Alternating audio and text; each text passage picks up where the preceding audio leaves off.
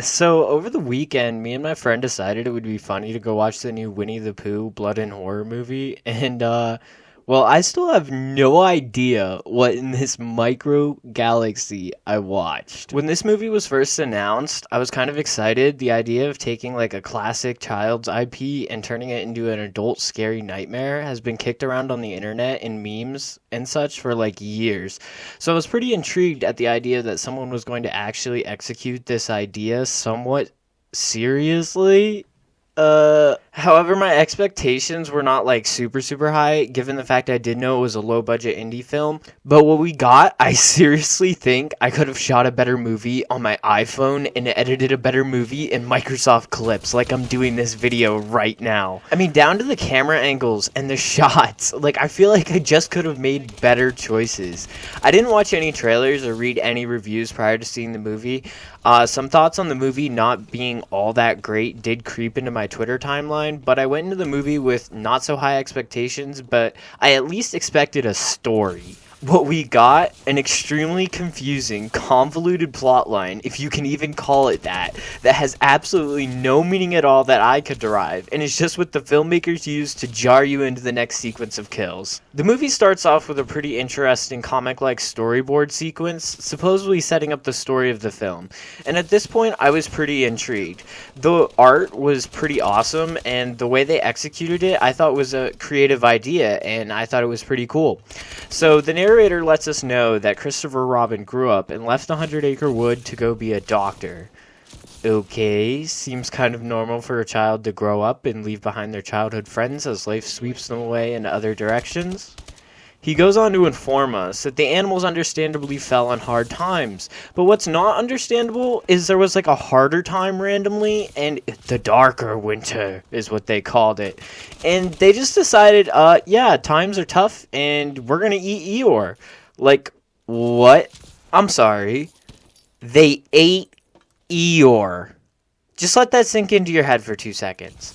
So after eating and burying their friend, they just decide that they hate Christopher Robin, and they make a pact that they're never going to talk again for some dumb reason because they hate Christopher Robin and they ate their friend. Like, I'm sorry, what? So then we jump cut to Christopher Robin walking through the woods with his fiancée, and he's older now. And he's kind of acting like a total weirdo. Like, she wants to go home and thinks this is all kind of creepy, and like, she's not really about it. But he's just like, keeps wanting her to go deeper and deeper into this woods. He's like, no, I promise, it will be okay. And she's like, no, Christopher, I want to go home. But he keeps pressing her to keep going into the woods with him to try and find his friends that he hasn't seen in forever.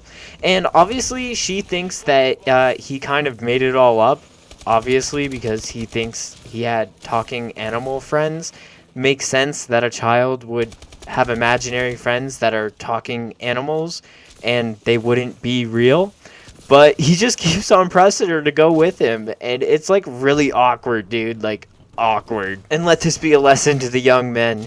If your girl doesn't want to go somewhere, dude, go take her to get some food. Go take her to see a movie. Go take her home. Don't force her to go where she doesn't want to go. Bro, we shouldn't have to say this, man. I'm gonna keep it a buck. Their acting is also just terrible. Like, it doesn't help at all. There is absolutely zero chemistry between them, and it felt like the kid who has a massive crush on the nerdy girl who's not interested in him are trapped in an elevator where he's constantly trying to make conversation and she's not really interested. My point is, it's super awkward. Every time they're together, every line is infinite cringe. And it doesn't get better with anyone in the movie. I'm not going to go through the entire film, scene by scene, dropping every spoiler, even if there's none really to drop, and I've already probably dropped a couple. I'll have to throw a spoiler warning in at the beginning of the video. But if I went through the movie scene by scene, that would be an absolute waste of my time and yours. I just wanted to communicate how I went in, no expectations, and the first sequences of the movie had me intrigued, only for that intrigue to be immediately ruined by this. Moving on. There's an entire subplot about this girl who got stalked and assaulted thrown in like halfway through the movie. We as an audience have no idea who this girl is or why we should care about her other than the fact that she got assaulted, which is kind of really cheap filmmaking. Stalking and assault on women from weirdos is an unfortunate, dark, and disgusting part of our society, and using it in a film to try and get your audience to care about a character you just threw in halfway through seems wrong to me and extremely cheap. Anyway, said girl decides to take the girls on a trip to get away and reset. Not a bad idea with everything going on. So what do you know? The girls end up renting a house somewhere near the 100-acre wood. And it's not entirely clear where in proximity to the woods their house is that they rented. They get this house and they head out for a nice getaway. Little they know Pooh's running around doing his best Jason impression. So my problem with this bunch is there's no chemistry. Again, the script they were working with, to be fair, was terrible, but that's not a complete excuse for every interaction between them to feel like a high school class skit about mean girls interacting with each other. It's just stiff and awkward. Like, the girls that don't want to be in a group got assigned to work in a group, and they have to do a skit, and this is what they came up with. It's terrible. I found every scene with this group to be awkward and kind of confusing. Like, they spend 2 minutes of the entire movie just filming the one hot girl, and we know she's supposed to be the hot girl because she's blonde and the rest aren't. And this scene I'm about to talk about too. They spend 2 minutes of the entire movie just filming her dancing on her bed in her underwear. Like, she doesn't get killed, she doesn't have any important thoughts or inner conversations or interactions with other characters. Nope, she's just dancing on her bed in underwear to music while the film crew rolls and the director drools in the corner. Like, seriously, there was no point to this scene, and it goes OnlyFans girl video long. Like, come on, what are we doing? And that's something I will criticize the film on. It had this plot line about this girl being stalked and assaulted, but the rest of this film has this, like, awkward, dark, sexual undertone, showing no respect to what their own character and their own story was going through in the movie. I'll give you a few more examples. At one point, Pooh rips a girl's shirt off before killing her, and we get a flopping, like, just full chest shot for no reason at all, other than director wanted it. We get another long sequence of hot blonde girl dancing around in the hot tub and doing all sorts of stuff, taking selfies and whatever, trying to be cute, before being snatched from said hot tub, taken to a different part of the house and ran over with a car. We get another scene where Pooh drips honey on a girl's face before Piglet literally eats her face. Like, what? Like, all this stuff was just completely unnecessary and, like I said, disrespectful to their own plot line. Like, what are... Dude, like... this director was a weirdo, bro. I'm gonna call you out. You're a weirdo. The best acting in the entire film was the band of rednecks that try to help them at the end. They just, like, show up and they, like, all try to, like, fight Pooh. And they were literally charismatic and believable. And, like, they were my favorite bunch. Literally my favorite bunch. Pooh and Piglet are the only two animals in the entire movie, other than Eeyore's grave, that literally looks like a cardboard box with RIP Eeyore written on it with Sharpie. And I'm not even kidding. Like, bro, we couldn't get a fake rock. We couldn't do something. Carve something in a log. Do something, bro. A cardboard box. The duo of Pig and Bear just go through murdering all the girls in various, unimagined, played out, overused slasher film tropes that are just boring, predictable, disgusting, and just okay.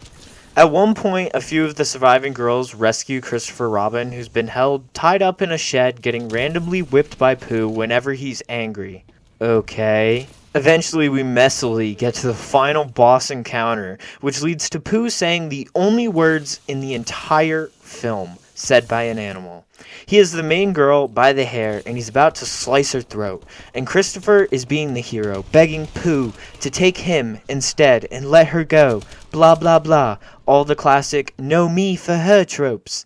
Then Pooh just goes, "You left," and slices her throat open. Like, okay. I don't know what the point of that was, really maybe to be like different. He doesn't go with what the hero wants. But that's the only line of dialogue said by one of the animals in the entire film. And this is a problem for me, because they said they don't talk because they hate Christopher Robin. Okay, that's fine. But later, towards the end of the movie, Piglet is getting his face smashed in by a sledgehammer, and he never breaks his silence and never says a word. He just squeals like a normal pig. Like they literally went to Iowa with a microphone and recorded some of the massive hogs. Maybe I'm alone here, but I just feel like he would break character and beg for his life, not just squeak and squeal like a pig while he gets his face bashed in. I mean, he doesn't have beef with this girl. He has beef with Christopher Robin. That's why he's silent. I feel like at the last second, while getting his head smashed in, he's probably gonna beg for his life. Like, no, please don't kill me. I'm just Piglet. Like, you know, the Piglet from, like, the old kids movie, bro. Like, I feel like that would come out in that moment. Maybe I'm wrong, but I think it would. To recap, the movie has absolutely no plot. The story is non-existent. Cannot be found. User not found. User not in server. I don't know what else to tell you. The acting is atrocious and awkward, and the script is cringy in every single line of dialogue. The last thing I'm going to criticize is how this movie was shot. I know nothing about cinematography, so I'm just going to say that. Or how to shoot movies, how you're supposed to shoot movies, or how the greats shot the movies. I usually don't find myself putting much thought into how the movie's actually been shot.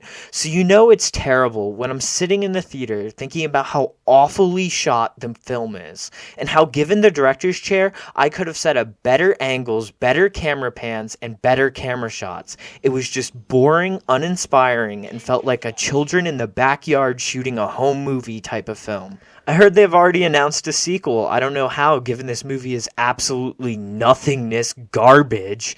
But I would like to submit my services as the film's director. I'll take $20,000. That seems fair. Maybe $50,000.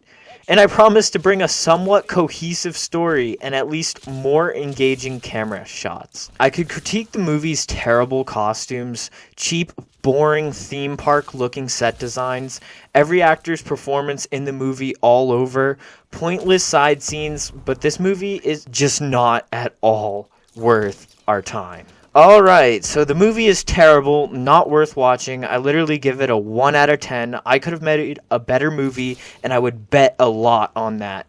That if given the same exact resources as these filmmakers were, Skies would make a way better movie.